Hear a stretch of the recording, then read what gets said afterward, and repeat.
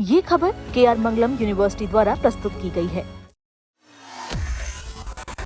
नमस्कार दोस्तों, हाल ही में लद्दाख से एक बड़ी प्रशासनिक और राजनीतिक खबर आई है जिसने पूरे देश का ध्यान अपनी ओर खींचा है।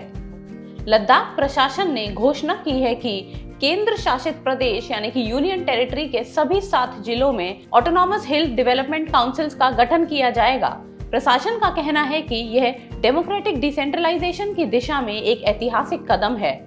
लेकिन दूसरी तरफ लद्दाख के प्रमुख सिविल सोसाइटी ग्रुप्स इस फैसले का कड़ा विरोध कर रहे हैं और इसे मैक्सिमम गवर्नमेंट मिनिमम गवर्नेंस बता रहे हैं। आज के इस वीडियो में हम यूपीएससी और शिक्षा दृष्टिकोण से समझेंगे कि आखिर यह पूरा विवाद क्या है, इसके पीछे के आंकड़े क्या हैं और क्यों लद्दाख के नेता इस फैसला से नाराज हैं। सबसे पहले बैकग्राउंड को समझते हैं। अगस्त 2024 में केंद्र सरकार ने लद्दाख में 5 नए जिलों को मंजूरी दी थी, जिन्हें अप्रैल 2026 में नोटिफाई किया गया। ये नए जिले हैं द्रास, शाम, नुब्रा, चांगथांग और जांस्कर। इससे पहले लद्दाख में सिर्फ 2 जिले थे, लेह और कारगिल। यानी अब लद्दाख में कुल 7 जिले हो चुके हैं।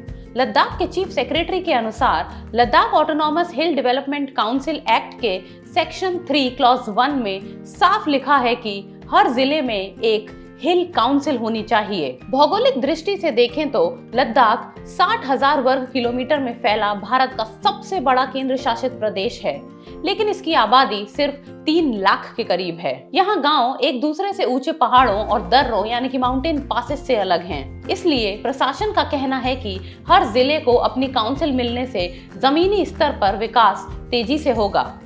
अगर ये फैसला विकास के लिए है तो विरोध क्यों हो रहा है फिर? लद्दाख के भविष्य के लिए केंद्र सरकार से बातचीत कर रहे 2 प्रमुख संगठन एपेक्स बॉडी लेह और कारगिल डेमोक्रेटिक अलायंस इस फैसले के खिलाफ खड़े हो गए हैं। उनके विरोध के प्रमुख रूप से 3 बड़े कारण हैं। पहला, शक्तियों का बंटवारा यानी कि डाइल्यूशन ऑफ पावर। लद्दाख के नेता लंबे समय से आर्टिकल 371 के तहत एक राज्य स्तर की मजबूत प्रतिनिधि सरकार की मांग कर रहे हैं, जिसके पास कानून बनाने और वित्तीय अधिकार हो। दूसरा, डेमोग्राफिक बैलेंस।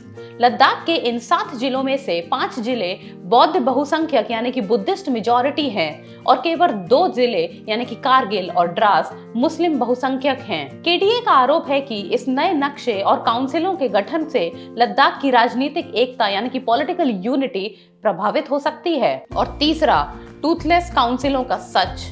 नेताओं का कहना है कि 2019 में जब से लद्दाख यूटी बना है, तब से लेह और कारगिल की पुरानी काउंसिलों की शक्तियां भी कम कर दी गई हैं। सारे बड़े फैसले लेफ्टिनेंट गवर्नर सचिवालय से होते हैं।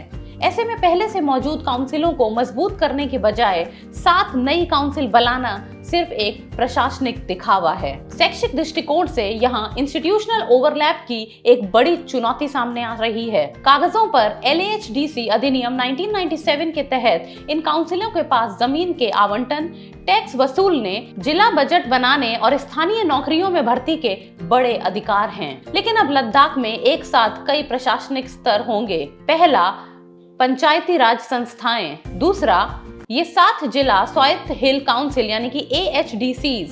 तीसरा, केंद्र सरकार द्वारा प्रस्तावित आर्टिकल 371 के तहत बनने वाली यूटी लेवल बॉडी। और चौथा, वर्तमान यूटी प्रशासन यानी कि LG ऑफिस। इतने सारे विभागों में एक साथ होने से जवाबदेही और अधिकारों के बीच टकराव होना तय माना जा रहा है। सरकार का कहना है कि वे भारत में एक बिल्कुल अनोखा यानी कि कस्टमाइज्ड मॉडल तैयार कर रहे हैं, जो देश में कहीं और नहीं है।